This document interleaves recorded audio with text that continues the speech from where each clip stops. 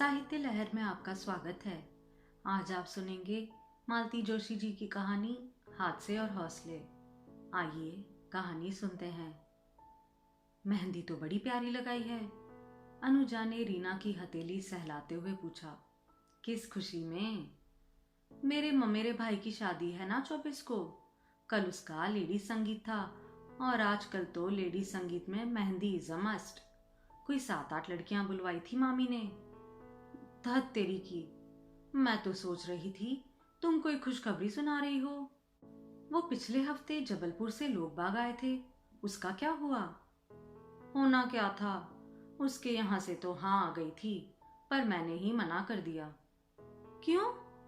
उसकी सैलरी पता है, सिर्फ 35,000, 35,000 ओनली। बताओ, इतने में गुजारा होता है आजकल? मुझे तो किसी को बताने में भी शर्म आएगी। अनुजा कुछ नहीं बोली, सिर्फ उसे घूरती रही। ये अब तुम मेरे घर वालों की तरह शुरू मत हो जाना। हमारी दादी जी बोली, तेरे दादाजी तो 350 रुपए पर रिटायर हुए थे। माताश्री बोली, मेरी शादी हुई थी तब तेरे पापा की तनख्वाह सिर्फ 1,500 थी। अरे, किस जमाने की बात कर रही हो भाई? आज तुम अपनी काम वाली को भी 1,500 दे रही हो। तुमने वह दिल्ली वाला प्रपोजल नाहक रिजेक्ट कर दिया। लड़के की सैलरी भी अच्छी थी और पिता का बिजनेस भी था। तुम्हें बताया तो था, 3 अनब्याही बहनें थी। उनको निपटाते निपटाते ही आधी जिंदगी गुजर जाती। अपनी लाइफ कब एंजॉय करते। और सिर्फ शादी पर ही तो सब कुछ समाप्त नहीं हो जाता, जिंदगी भर करना पड़ता है। तुम तो कोई इकलौता बंदा ढूंढ लो। वो भी देख चुकी हूँ। नासिक का प्रपोजल था, लड़का इकलौता था, पर घर एकदम बाबा आदम के जमाने का। रेनोवेट करवाएंगे तब भी कोई फर्क नहीं पड़ेगा। इकलौता चिराग है तो अलग रहने का सवाल ही नहीं उठता। रीना, आजकल तुम्हारी बड़ी फिक्र होने लगी है। क्यों? यह जबलपुर वाला कितने नंबर का था? 16। क्यों? मुझे डर लग रहा है, हालत कहीं कविता मैडम जैसी ना हो जाए। ये दोस्त होकर ऐसी बद्दुआएं तो मत दो। कहते हुए रीना उठ खड़ी हुई, कुर्सी सरकाते हुए। जैसे ही उसने इधर उधर नजर दौड़ाई, उसे जैसे लकवा मार गया। कविता मैडम ठीक बगल वाली मेज पर बैठी थी। वे कब आई उन्हें पता ही नहीं चला। दोनों ने उन्हें साथ ही देखा और उनके पसीने छूट गए। हेलो, कविता मैडम ने अपने हमेशा वाले अंदाज में विश किया। बाहर की राह ली। कैंटीन का कांच वाला दरवाजा ठहलकर वे बाहर आई और कुछ क्षण खड़ी रहकर खुलकर सांस ली। दिल दोनों के बुरी तरह धड़क रहे थे।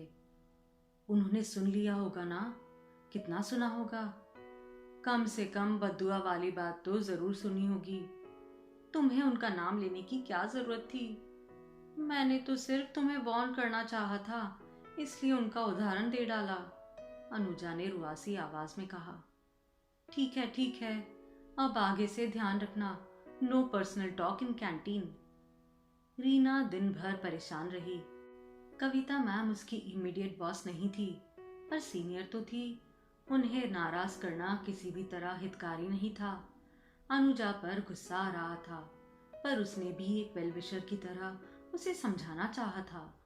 वह इस तरह रिश्ते नकारती चली गई तो एक दिन सचमुच उम्र के उस पड़ाव पर पहुंच जाएगी जहां गलत सलत समझौते करने पड़ेंगे।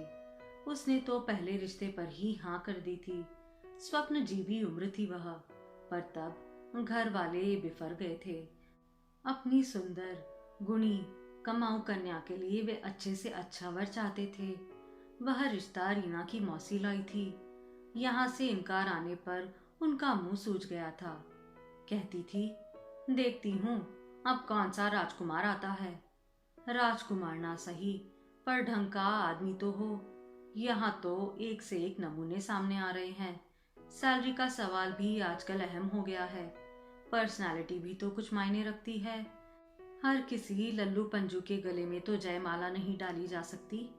कल को फिर यही लोग कहेंगे कि करना ही था तो वो अमुक तमुक क्या बुरा था। पहले तो इन्हीं लोगों ने सपने को हवा दी और अब यही लोग परेशान हो रहे हैं। फिर कई बार ऐसा भी हुआ कि जो लड़का उसे पसंद आ गया उसी ने रिजेक्ट कर दिया। फिर कई कई दिन तक वह अवसाद से उभर नहीं पाती है। पंडित पुरोहित, मित्र परिजन, मैरिज ब्यूरोज सब जुटे हुए हैं, पर बात बन ही नहीं रही है। तो वह क्या करे? ऐसे में अनुजा ने कविता मैम का उदाहरण देकर उसे तो एकदम हताशा के गर्त पर ढकेल दिया। कविता मैम की शादी बहुत बड़ी उम्र में हुई है, वह भी एक रिटायर्ड फौजी से जिसकी एक टांग नकली है। अगले कई दिनों तक वह कविता मैम के सामने पढ़ने से कतराती रही, पर एक दिन उनके सामने जाना ही पड़ा। अकेली नहीं थी वह, सेक्शन के सारे लोग उसके साथ थे। उस दिन सबको अपनी मेज पर एक खूबसूरत कार्ड मिला था। कविता मैम की शादी की 5वीं वर्षगांठ का निमंत्रण था। बधाई देना तो जरूरी था। सब लोग दल बांधकर उनके कैबिन में पहुंचे थे। वे हंसकर बोली, शादी की सालगिरह का तो बहाना है, दरअसल घर को रेनोवेट किया है, उसी की पार्टी है। मैम, इससे तो अच्छा था आप नया घर ले लेती। पुराने वाले घर को रेनोवेट करवाने में बहुत मेहनत लगती है और पैसा भी, फिर भी पुराना लुक तो जाता ही नहीं है। अलका ने कहा, मेरी भी यही इच्छा थी, पर क्या करूं, मैं घर को छोड़ना चाहती हूँ पर वह मुझे नहीं छोड़ता। मतलब? वे हंस दी, अपनी स्वच्छ निर्मल हंसी। बोली, शादी के बाद मैं अपने फ्लैट में रहने चली गई थी। मुश्किल से 2 साल रह पाई होंगी कि माँ गुजर गई। पापा के लिए घर लौटना ही पड़ा। फिर पापा चले गए। अमरीकी वासी दोनों भाई उस मौके पर आए थे। बोले, हमें तो अब वापस लौटना नहीं है, यह घर आज से तुम्हारा हुआ, चाहे बेचो चाहे रख लो, तुम्हारी मर्जी। तो इसे माँ पापा का आशीर्वाद समझकर मैंने रख लिया। मैम, कुछ मदद करवानी हो तो कहिएगा, हम लोग जल्दी पहुंच जाएंगे। यूं तो हर चीज का कॉन्ट्रैक्ट दिया जा चुका है, पर आओगे तो अच्छा लगेगा। बाद में सबने अलका को खूब आड़े हाथ लिया। इतना लल्लो चप्पो करने की क्या जरूरत थी? कर्टसी है भाई, मेरी बॉस है वो, और उसी मोहल्ले में रहती हूँ मैं, इतना तो बनता है। तुम लोगों पर कोई जबरदस्ती थोड़ी ही है। काफी नानुकुर के बाद तय हुआ था कि पार्टी वाले दिन सब लोग अलका के घर इकट्ठे होंगे और साथ ही जाएंगे। वे लोग पहुंची तब लॉन में केटरर्स के आदमी बिखरे पड़े थे। कुर्सी टेबलों का, चादरों का ढेर लगा हुआ था। मैम के पति उन लोगों को भीतर लिवा ले आए। रीना ने उन्हें पहली बार देखा था। काफी स्मार्ट लग रहे थे। देखकर पता ही नहीं लगता कि उनकी एक टांग नकली है। मैम ने एक बहुत ही खूबसूरत कमरे में उन लोगों का स्वागत किया। कमरे की सज्जा देखते ही बनती थी। अनुजा तो एकदम बोल पड़ी, मैम, कमरे का इंटीरियर तो बहुत ही प्यारा है, किससे करवाया? इस कमरे पर मैंने सबसे ज्यादा खर्चा किया है। ये मेरे पापा का कमरा है। जीवन के 14-15 साल उन्होंने इसी कमरे में गुजारे हैं। कैसे? सालों पहले उनका एक एक्सीडेंट हुआ था जिसमें उनकी दुनिया ही बदल दी थी। एक्सीडेंट में प्राण तो बच गए थे, पर कमर के नीचे का पूरा शरीर लुंज पुंज हो गया था। उनकी दुनिया इसी कमरे में सिमट कर रह गई थी। उस एक्सीडेंट ने उनका ही नहीं, हमारा भी जीवन बदल दिया था। पढ़ाई छोड़कर मुझे नौकरी करनी पड़ी थी, क्योंकि घर में कमाने वाला कोई नहीं था। भाई लोग पढ़ रहे थे। वे लोग अब कहाँ हैं? उस दिन बताया तो था, यूएसए में हैं। बड़ा वाला जब इंजीनियर बना तो हमें कुछ आस जगी थी, पर वह बाहर जाने की फिराक में था। 1-2 साल यहाँ नौकरी की और अमेरिका चला गया। सिर्फ शादी के लिए एक बार आया था, और दूसरा बार पापा की मृत्यु पर। छोटा भी उसी की राह पर चला। उसने तो शादी भी वहीं की, बस पापा के मरने पर आया था। शायद इसीलिए मैम आपकी शादी लेट हुई ना? शिल्पी ने डरते डरते पूछा। हाँ, ऐसा ही समझ लो। पापा का एक्सीडेंट ना हुआ होता तो आज हम शादी की 18वीं या 20वीं सालगिरह मना रहे होते। मतलब आप सर को पहले से जानती थी?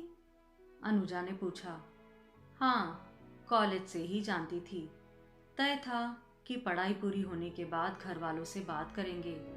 हम दोनों के माँ बाप मना भी करते तब भी शादी तो हमें करनी ही थी, पर विधि को कुछ और ही मंजूर था। पापा का एक्सीडेंट हो गया और मेरी दुनिया ही बदल गई। फिर मैंने जयदीप से कहा कि मेरा तो अब इस चक्रव्यूह से निकलना मुश्किल है, पर मैं तुम्हें आज़ाद करती हूँ। अच्छी सी लड़की देखकर शादी कर लो। शादी तो उन्होंने नहीं की, पर शायद डिप्रेशन में आकर आर्मी ज्वाइन कर ली। बरसों बरस हमें उनका पता नहीं चला। फिर एक दिन खबर मिली कि युद्ध में अपना एक पैर गंवाकर लौटे हैं। आर्मी के आदमी थे, तुरंत ही कृत्रिम पैर मिल गया, पर आत्मविश्वास वह तो चूर चूर हो गया। वह कौन लौटाता। मैंने अपंगता को बहुत निकट से देखा था, उस पीड़ा को परोक्ष रूप से ही सही अनुभव किया था। सारा संकोच त्याग कर मैं उनके पास गई और विवाह का प्रस्ताव रख दिया। बहुत नाराज हुए, उनके अहम को गहरी ठेस लगी थी।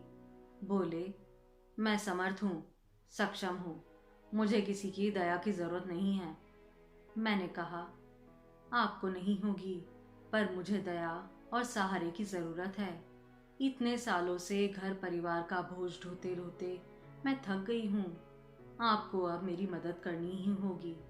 मैंने सालों इंतजार किया है। बड़ी मुश्किल से उन्हें राजी किया जा सका। बिना किसी टीम टाम के हमारी शादी हो गई। मैं उनके नन्हे से फ्लैट में आ गई। वे हमारे जिंदगी के सबसे खूबसूरत दिन थे, पर अच्छी चीजें ज्यादा दिन तक चलती कहाँ हैं। वैसा ही हुआ। सालों साल पापा की सेवा करते करते माँ थक गई थी। बेटों के विदेश में बस जाने से टूट गई थी। वे भीतर ही भीतर कितना छिज गई थी, इसका पता तब चला जब एक रात वह सोई और उठी ही नहीं। बेमन से ही सही घर लौटना पड़ा। पापा को फ्लैट में तो ले जाना नामुमकिन था। जयदीप बड़ी मुश्किल से यहाँ रहने को तैयार हुए, पर पापा की उन्होंने जो सेवा की उसका वर्णन नहीं किया जा सकता। उनके बेटों ने भी ऐसी सेवा नहीं की। बेटे तो खैर पहले ही भाग खड़े हुए थे। पापा के मरने के बाद ही लौटे, आखिरी बार। मैम, कभी बच्चों के बारे में नहीं सोचा? शिल्पा ने डरते डरते एक सवाल उछाल दिया। समय ही कहाँ था, और अब तो उम्र भी नहीं है।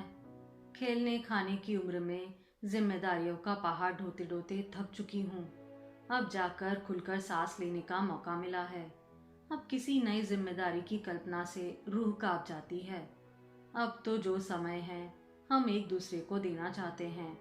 बहुत देर में ही सही, एक दूसरे का साथ मिला है, उसे एंजॉय करना चाहते हैं। ओह, व्हाट अ लव स्टोरी, लड़कियों ने कोरस में कहा।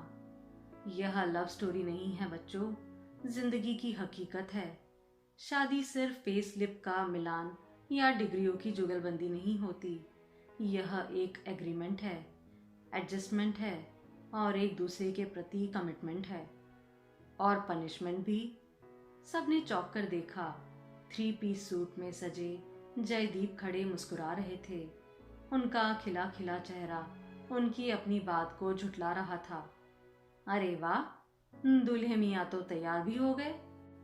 हाँ, और अब आप भी अपने लेक्चर को फुल स्टॉप देकर अपना हुलिया सुधार लें, 7 बजने को है।